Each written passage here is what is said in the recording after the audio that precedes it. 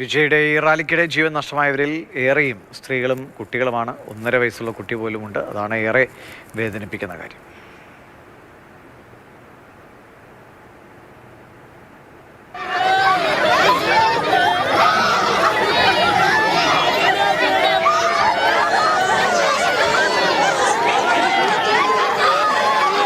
കരൂരിലെ സർക്കാർ ആശുപത്രി വരാന്തയിൽ മുഴങ്ങിക്കേട്ട ഒപ്പാരികളൊക്കെയും ഏതു മനുഷ്യന്റെയും ഹൃദയം തകർക്കുന്നതായിരുന്നു.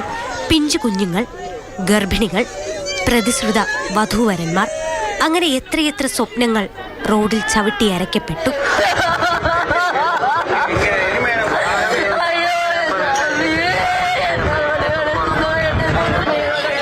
അടുത്ത മാസം കരൂരിലെ വീട്ടിൽ ഒരു കല്യാണപ്പന്തൽ ഒരുങ്ങേണ്ടതായിരുന്നു. അവിടെ വധൂവരന്മാരായി പുതിയ ജീവിതത്തിലേക്ക് കിടക്കേണ്ട ആകാശും ഗോകുലശ്രീയും ഇന്ന് ചേതനയേറ്റ് ആ വീട്ടിലേക്കെത്തും. ജീവിതത്തിൽ ഒന്നിക്കുന്നതിനു മുന്നേ മരണം അവരെ ഒന്നിപ്പിച്ചു.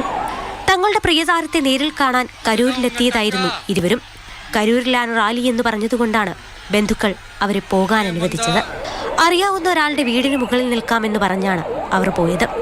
തിക്കിനും തിരക്കിനുമിടയിൽപ്പെട്ട് മരണത്തിലേക്ക് പോകുമ്പോൾ അവർ ഒന്നിച്ചായിരുന്നു. ആളുകൾ അവരെ ചവിട്ടിയരച്ചുവെന്ന് അമ്മ അലമുറയിട്ട് കരഞ്ഞു.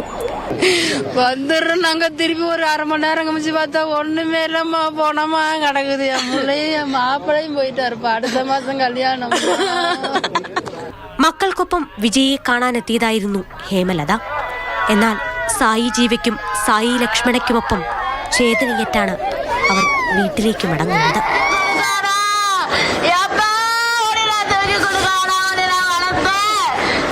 ഏഴൂർ പുത്തൂർ സ്വദേശിനി പ്രിയദർശിനിക്കും മകൾ 14കാരി ധരണിക്കും ദുരന്തത്തിൽ ജീവൻ നഷ്ടമായി.